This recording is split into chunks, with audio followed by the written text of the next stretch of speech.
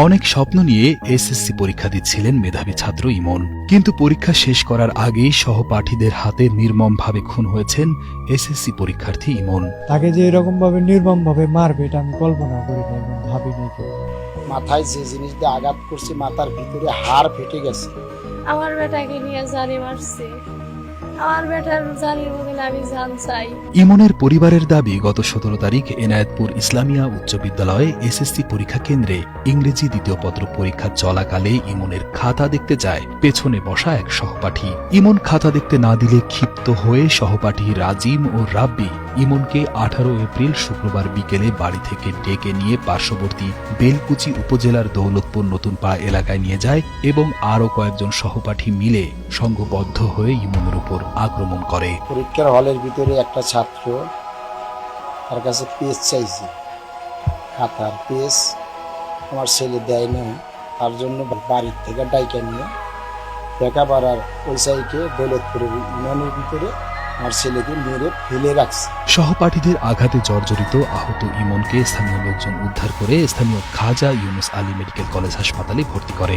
অবস্থার উন্নতি না হওয়ায় ইমনকে ঢাকা মেডিকেল কলেজ হাসপাতালে নেওয়া হয় এবং চিকিৎসা শেষে 23 এপ্রিল বাড়িতে আনা হয়। বাড়িতে নিয়ে আসার পরে আমার ছেলে একদিন মাঝখানে ভালো ছিল, 2 দিনের দিন আমার ছেলে সকালবেলা দেখি যে আমার ছেলের অবস্থা ভালো না, ছেলের অবস্থা খুবই খারাপ। আমি ঠিক দিয়ে আমার ভাই বোনেদের দেখে আমি ছেলে নিয়ে খাজায় গেছি।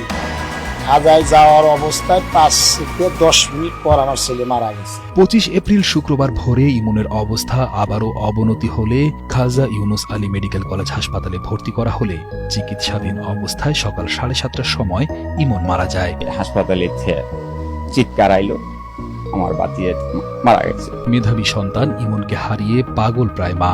এখনও ছেলের স্মৃতিচিহ্ন, পড়ার টেবিল, পাঠ্যপুস্তক ও বিছানায় খুঁজে ফিরছেন তাকে। বেটাকে কত খায় না খায় আমি বেটাকে পড়াশোনা করাইছি, আর আমাকে বেটাকে ডেকে নিয়ে আমার বেটাকে মারছে, আর বন্ধুরা নিয়ে মারছে। আমার বেটা কত কষ্ট। ছোট ভাই ইমনকে পড়াতে নিজে পড়াশোনা ছেড়ে পরিবারের হাল ধরেছিলেন বড় ভাই আশরাফ হোসেন। ছোট ভাইকে হারিয়ে বাকরুদ্ধ সে।